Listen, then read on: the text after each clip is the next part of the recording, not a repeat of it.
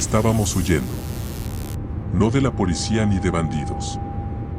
Huíamos del silencio de nuestra vieja casa, de las palabras no dichas y del fantasma de un hombre que, hasta hace un año, era mi hermano. Mis padres lo llamaban empezar de cero. Yo lo llamaba cobardía. Nuestro camino atravesaba la pampa argentina. Una tierra infinita, chata y vacía bajo un cielo enorme, salpicado de estrellas. Papá conducía, con los nudillos blancos sobre el volante.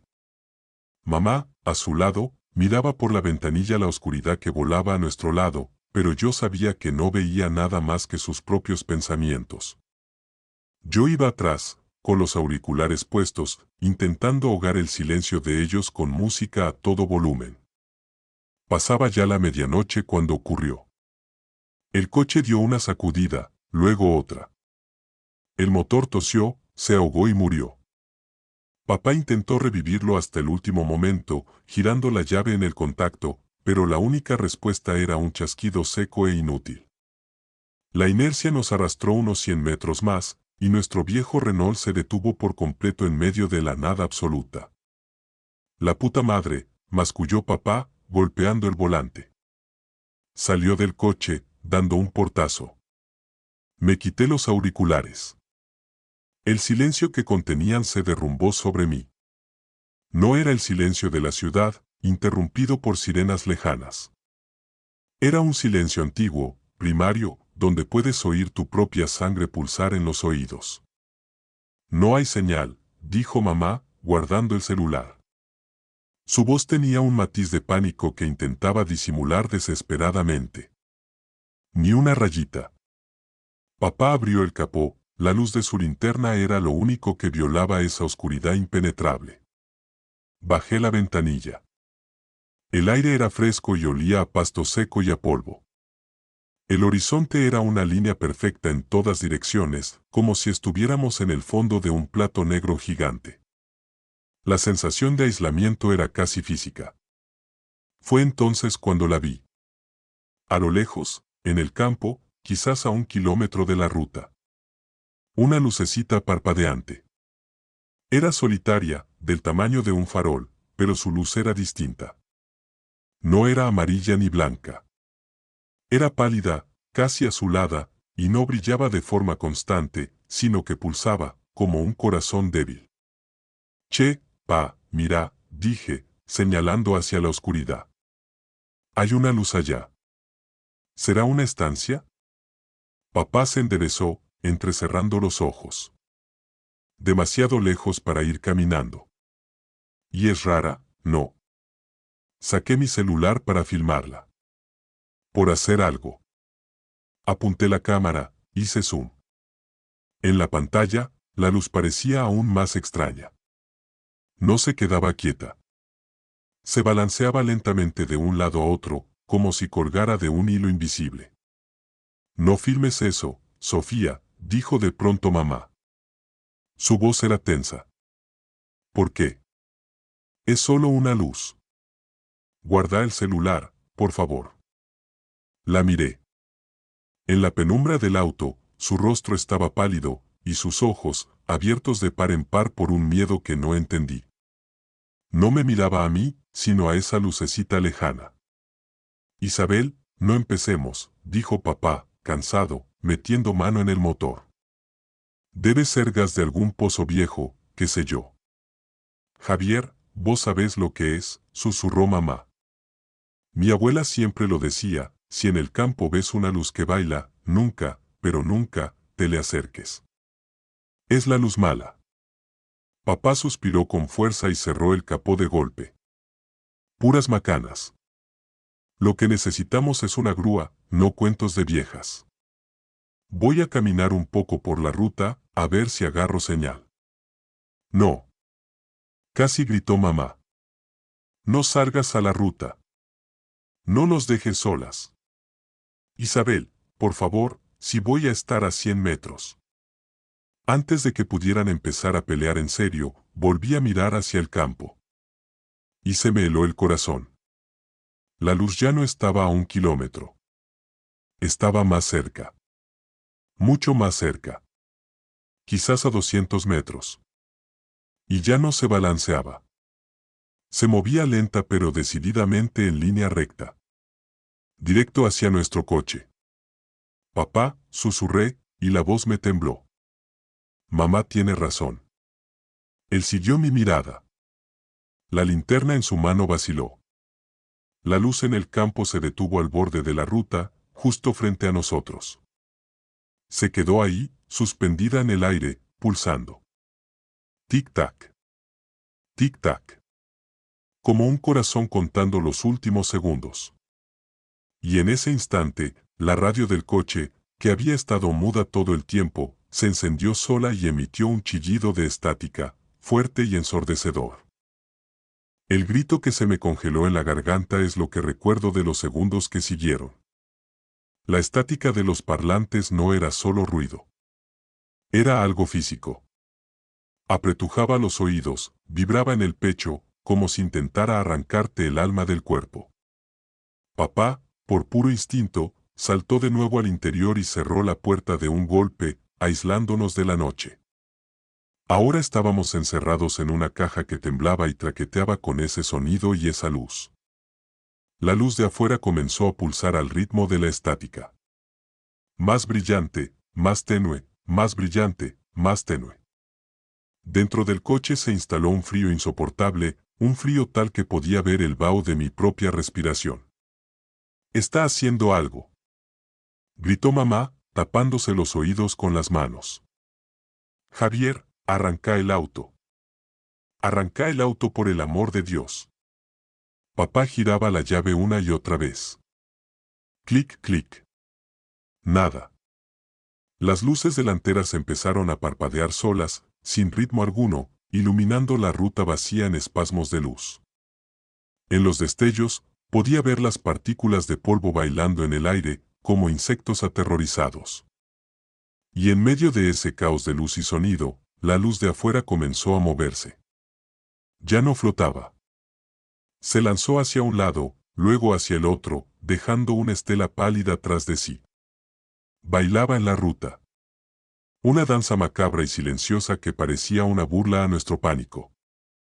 «Está jugando con nosotros», susurré, pero nadie me oyó por encima del ruido. Entonces, la estática se cortó de golpe. El silencio que le siguió fue tan absoluto que me zumbaron los oídos. La pulsación de la luz cesó. De nuevo, se quedó suspendida sobre la ruta, tranquila e inmóvil. Nos quedamos helados, sin atrevernos a respirar. Y en ese silencio, de los parlantes surgió una voz. No era una emisora de radio. Era un susurro bajo y distorsionado, como si alguien hablara desde el otro extremo de un largo túnel. La voz era vieja, seca como el crujido de las hojas. Y dijo una sola palabra. Un nombre. Mateo. Me quedé helada. Mateo. Era el nombre de mi hermano. Mamá ahogó un gemido.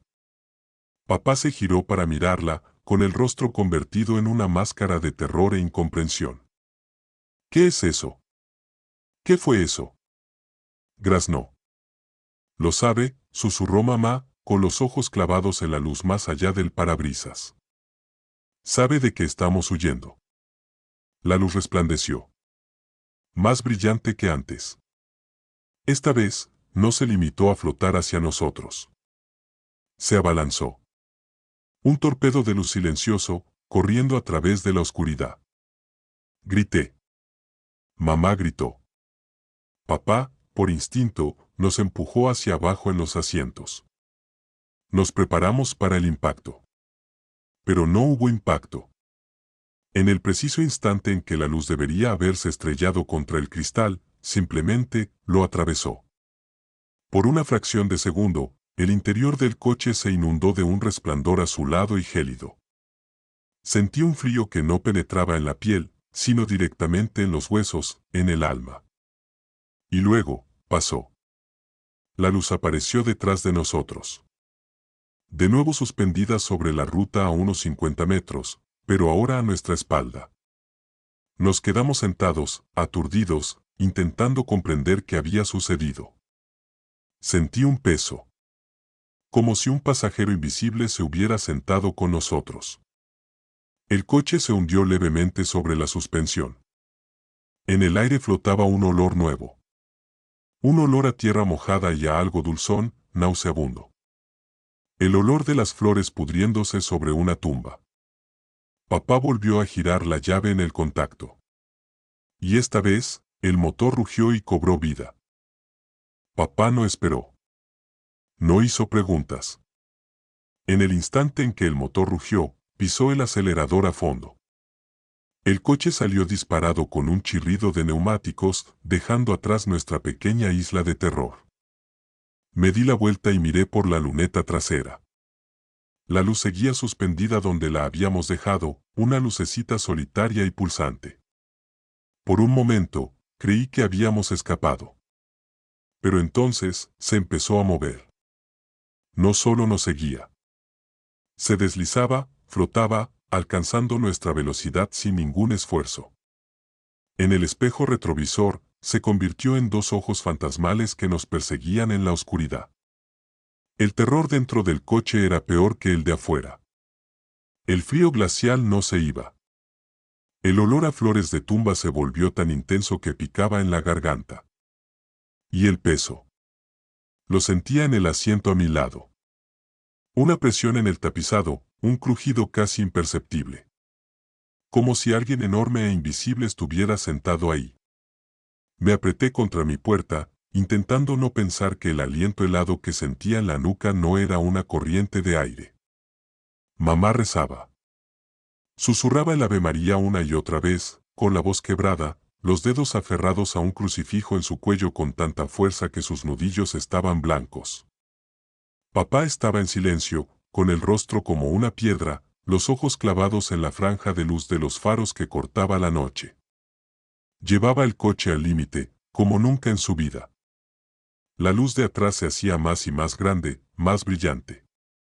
Llenó todo el espejo retrovisor, inundando el habitáculo con su resplandor pálido y mortuorio. El crujido de la radio volvió, pero ahora no era solo ruido. Entre la estática, pude distinguir un llanto bajo y atormentado. De repente, papá gritó. No de miedo. Fue un grito de esperanza. Al frente, en el horizonte, habían aparecido luces. Pequeños puntos de luz que prometían la salvación. Una estación de servicio o un pueblito. Civilización. Vida. Papá enfiló el coche hacia esas luces como un náufrago hacia la orilla. Y justo cuando cruzamos una línea invisible que separaba el vacío de la tierra habitada, la luz detrás de nosotros parpadeó. Una vez, dos. Y se extinguió. En el mismo instante, el calor volvió al coche. El olor desapareció. El peso en el asiento a mi lado se esfumó. La radio enmudeció. Estábamos solos. Realmente solos. Entramos en la estación de servicio, brillantemente iluminada, como fantasmas escapados del infierno. No dijimos una palabra. Papá cargó nafta, mamá nos compró un café caliente. Nos sentamos bajo las luces zumbantes de los tubos fluorescentes y ninguno de nosotros miró al otro a los ojos.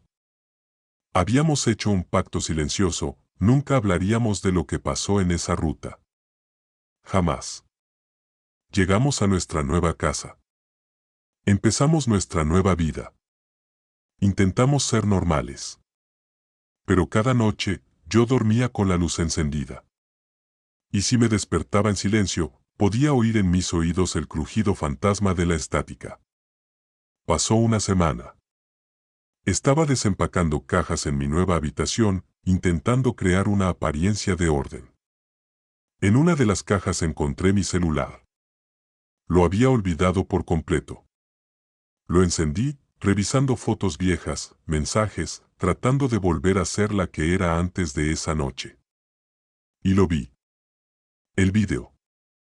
Ese clip corto que había grabado cuando vi la lucecita por primera vez. El corazón se me aceleró. Una parte de mí quería borrarlo sin mirarlo. Pero otra parte, oscura y curiosa, no pudo resistirse.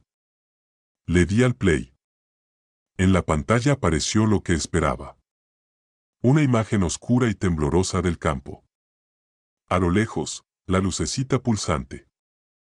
Parecía inofensiva, incluso bonita. El vídeo duraba solo 15 segundos. Estaba por terminar.